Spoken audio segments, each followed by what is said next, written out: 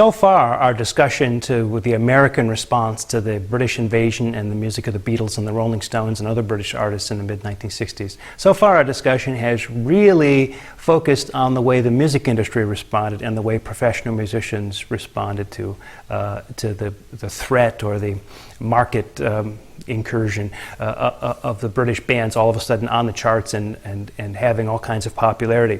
But when the Beatles first performed on February the 9th, 1964 on the Ed Sullivan Show, there were kids all across the country who saw the Beatles and wanted to be just like them. Now, not everybody who wants to play music is going to end up having a hit record and a career in music, but so there's always a much, much larger number of people who play music for fun and for recreation than who do it professionally. In many ways, the scene that was called the garage band or the garage rock kind of scene that arose in the 60s was a direct consequence of kids all of a sudden who maybe already played guitar because during the folk revival they'd been humming and strumming to Kingston Trio songs or Peter, Paul and Mary, you know, hanging out by the beach campfire singing these kinds of songs. And when the Beatles came along, it turned out they could use a lot of those same chords, and if they just got an electric guitar and a drummer and a bass player, why, they could all of a sudden have a band. And of course they're called garage bands because the first place they could find to rehearse was probably in a garage if it wasn't in a basement somewhere. And so you get what garage band, the term has come to characterize, is a kind of a raw, rough and ready, full of enthusiasm, but maybe not so full of skill and musical prowess kind of music that has a kind of charm because of the sheer energy of it. So these groups, these garage band groups, spring up all around the country, and some of them get awfully good. But like doo-wop, a lot of them are also kind of one-hit wonders because they've got this one song that they can really do very well, and so they'll have a regional hit with that song, but then it's very difficult for them to follow up. So the records themselves maybe were only ever released regionally, and so among record collectors, it used to be, finding these various hits by these relatively unknown groups was great sport at record collector shows and that kind of thing. Well, in 1972, a guy by the name of Lenny Kaye came along and put together a double album called Nuggets. This double album, Nuggets, really focused on the garage band sound and pulled together a lot of records that had been previously very, very difficult to find by groups that weren't so famous. I mean, on Lenny Kaye, you're not going to find, you know, much Byrds or Paul Revere and the Raiders or that kind of thing, but you're going to find things by other groups that they're sort of a little bit more obscure. That album, it turns out, this garage band collection, Nuggets, ended up being very influential on the punk musicians, especially in the New York scene, who would later become the Ramones, Television, Talking Heads, those kinds of. Lenny Kaye himself would end up playing for Patti Smith. So the resurgence of interest just a few years later in garage band music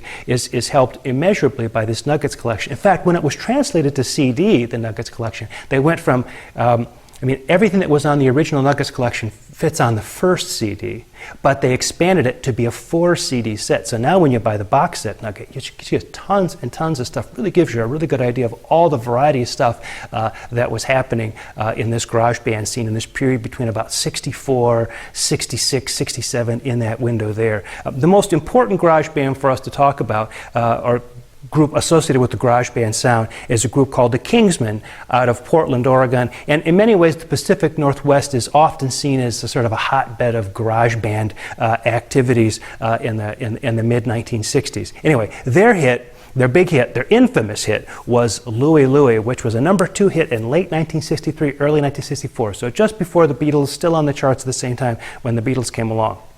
The song Louie Louie was enormously controversial. It was controversial because it was said that there was profanity in the lyrics, that somebody in there was saying, you know, swear words or talking about sexual activities or something like that, but nobody could really tell. In fact, anybody who wanted to know what the lyrics were could have gone to the original recording by Richard Berry, who'd written the song and recorded it with the Pharaohs in 1957. It's kind of calypso-flavored R&B, which was sort of big at that time in 57. And the lyrics are very, very clear. And once you know what the lyrics are, you can pretty much make out that they're what they are on the Kingsmen record. But of course, nobody bothered to check that.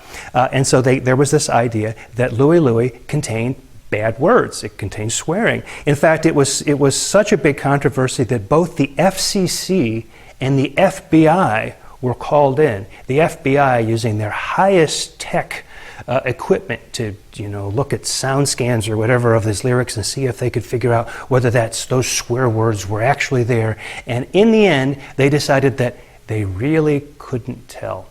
But for the Kingsmen and for Louie Louie, it made the song, the middle of a big controversy for a while, and was very, very good for business. Louie Louie is, if you're going to look at one song that is the sort of controversy song, sort of prototype, Louie Louie was that song. In fact, music journalist Dave Marsh wrote an entire book about Louie Louie and all of the shenanigans and episodes and scandal sort of associated with it. It's a fascinating kind of study. But when we think about, for example, the Rolling Stones, Can't Get No Satisfaction, and the controversy that began to swirl around that was only about a year after all this controversy with Louie Louie. We think about the Byrds, 8 Miles High, and the controversy around that being a drug song. Again, this whole controversy around songs is something that we see again and again. Louie Louie, the prime example. As far as the Kingsmen are concerned, they went on in 1964 to have a hit with a song called Money, and then in 1965 with a song called The Jolly Green Giant, that was about it for them. Other notable hits on that Nuggets CD, the CDs now are the original album. There's hits from the original album that you might find interesting, are a tune by the Electric Prunes out of LA called I Had Too Much to Dream Last Night. That was a number 11 hit in 1966. Of course, the lyric, I had too much to dream last night, is a play on I had too much to drink last night, right? But during these sort of, heady days of sort of pre-psychedelia, I had too much to dream last night. Oh, wow, that's very groovy. The Standells from LA had a tune called Dirty Water, a number 11 hit in 1965. So a pretty big hit there, but it's a song with a Boston theme that has, the Dirty Water apparently is the water in the Charles River in Boston, and now it's become the Dirty Water song has become a sort of a big theme song for a lot of Boston sports teams. So it's usually associated with Boston, even though the Standells themselves were originally from Los Angeles. The best duplicate of a Beatles record, not actually by the Beatles, was probably by a group from New Jersey called the Knickerbockers, and their song Lies, which was a number 20 hit from 1966. That song sounds so much like the Beatles.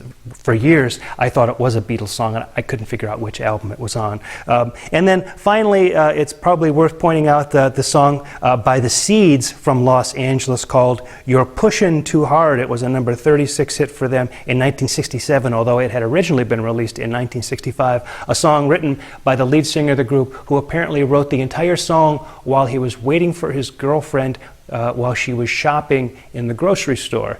Interestingly, fans of Frank Zappa will know You're Pushing Too Hard is satirized a little bit in the Frank Zappa album Joe's Garage.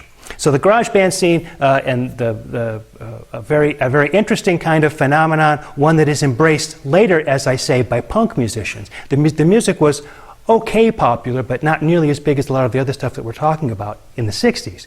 But it was idolized by musicians in the 70s who wanted to get away from what they thought was the overproduction of music at that time and get back to something that was a little bit more rootsy, a little bit more authentic, a lot less produced, and so the garage bands became the heroes. Nuggets was the album that helped make that happen.